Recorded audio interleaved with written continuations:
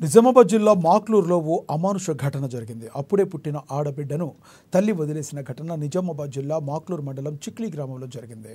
ఇవాళ తెల్లవారుజామున రోడ్డుపై ఓ పేపర్లో చుట్టి పసికందును వదిలేశారు.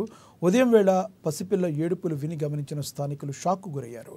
అప్పుడే పుట్టిన పసిపాపను బొడ్డును కూడా కత్తిరించకుండానే రక్తపు మరకలతోనే పేపర్లో చుట్టి వదిలివేయడంతో స్థానికులు పోలీసులకు సమాచారం అందించారు. పోలీసులు ఆ పసిపాపను అంగన్వాడీ టీచర్ ద్వారా ఆసుపత్రికి తరలించారు.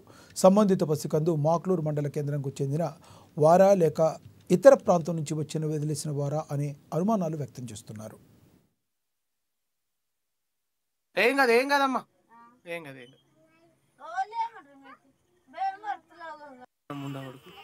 అమ్మాయా